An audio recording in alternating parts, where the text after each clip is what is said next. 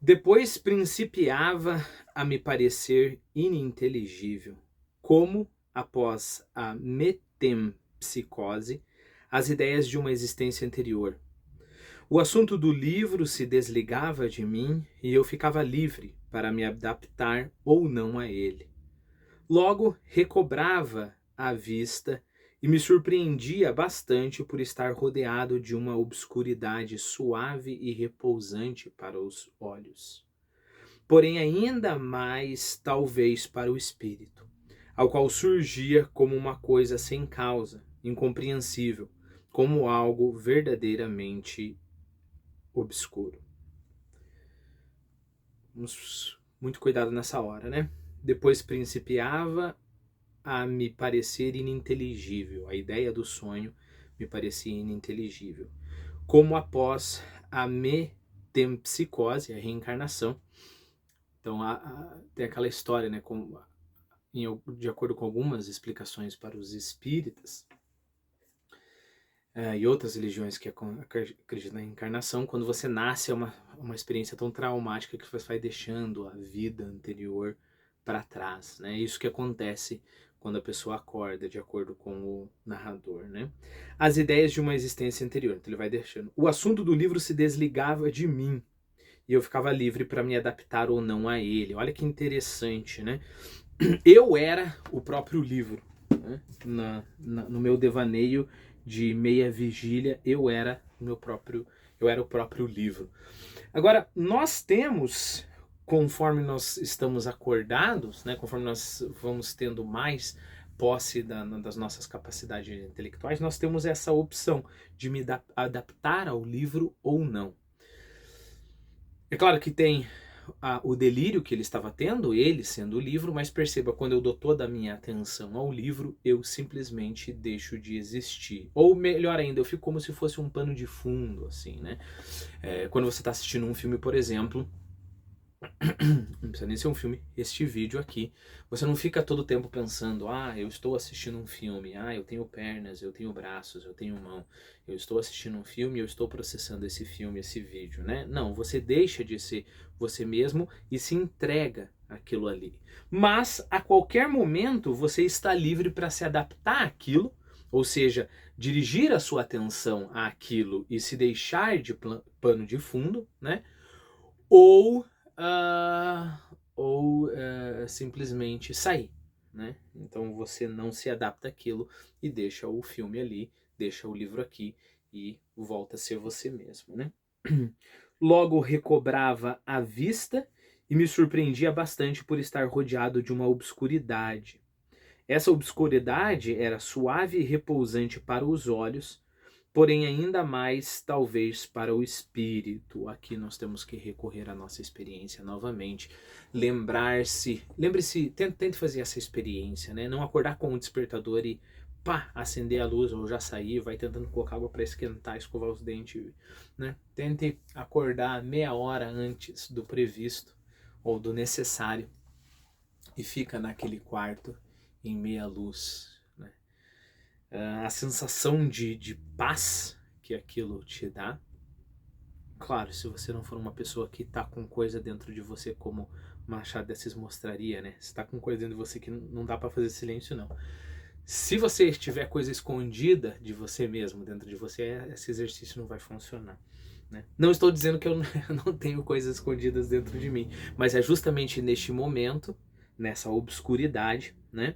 Repousante para o espírito, que essas coisas podem vir à tona, né?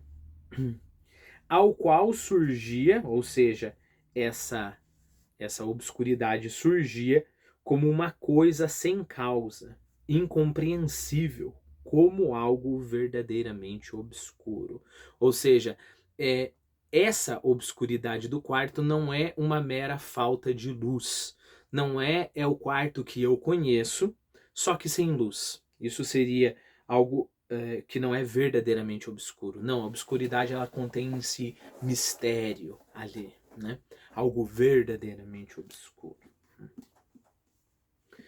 Perguntava-me que horas poderiam ser.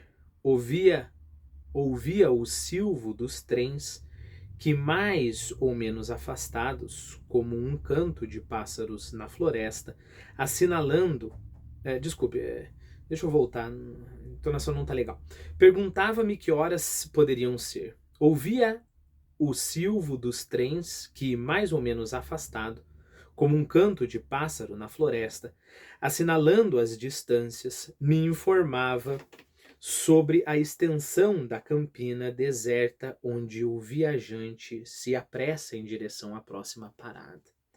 O caminho que ele segue vai lhe ficar gravado na lembrança pela excitação de conhecer novos lugares, praticar atos inusitados, pela conversação recente e as despedidas sob a lâmpada estranha que o seguem ainda no silêncio da noite e pela doçura próxima do regresso. Não deixemos os longos períodos nos perderem, né?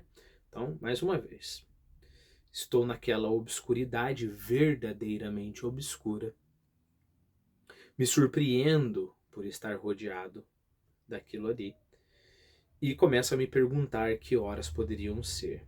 De repente eu começo a ouvir o silvo dos trens que, mais ou menos afastados, como um canto de pássaro na floresta, assinalando as distâncias, me informavam sobre a extensão da campina deserta. Ou seja, eu vou escutando o trem, só que eu vou escutando o trem aqui, e depois mais a longe, e depois mais próximo, e depois mais longe, se o trem fizer isso daqui, né, chegar mais próximo ou mais longe da minha janela. E com isso eu vou construindo através do som essa sensação espacial, né? Como um pássaro numa floresta, eu ouço um cantar lá longe, depois um cantar aqui, outro cantar lá, outro cantar aqui na frente, e eu vou tendo, querendo ou não, eu vou abrindo através dos meus ouvidos, né? Não uma percepção visual, porque as árvores fecham o meu campo de visão, mas através da percepção dos meus ouvidos eu vou abrindo a minha percepção e noto, não só com uma afirmação intelectual, mas com a minha percepção, noto que esta floresta ela se estende por determinada extensão, né? É isso que o trem contava ao nosso narrador conforme ele ia escutando, passando pela campina, né? E aí a imaginação dele vai mais longe, né? A campina deserta, onde o viajante... a imaginação vai mais longe, imaginando nessa campina deserta um viajante, né? Onde o viajante se apressa em direção à próxima parada. E esse viajante hipotético, olha como ele está num estado... Você pode falar assim, que viagem, né? Que viagem. O cara tá viajando longe. Mas a gente pode encarar isso daqui como um estado de extrema criatividade, né? E nada viajando, saindo da realidade. Não, exatamente pode acontecer isso. Esse trem está andando por essa campina deserta e lá dentro do trem certamente pode haver um viajante, né? E esse viajante, onde o viajante se apressa em direção à próxima parada, né? O caminho que ele segue vai lhe ficar gravado na lembrança pela excitação de conhecer novos lugares, praticar atos inusitados, pela conversação recente e as despedidas sob a lâmpada estranha que o seguem. O que seguem? A excitação, os novos lugares, as atitudes inusitadas, a despedida sob a lâmpada que o segue ainda no silêncio da noite. E pela doçura próxima do regresso. Esse pela doçura conectado ao quê? Vamos lá. O caminho que ele segue vai lhe ficar gravado na lembrança pela tudo que ele passou nessa viagem e pelo que ele vai passar ainda, ou seja, pelo desejo que ele tem de chegar, né? Pela doçura próxima do regresso.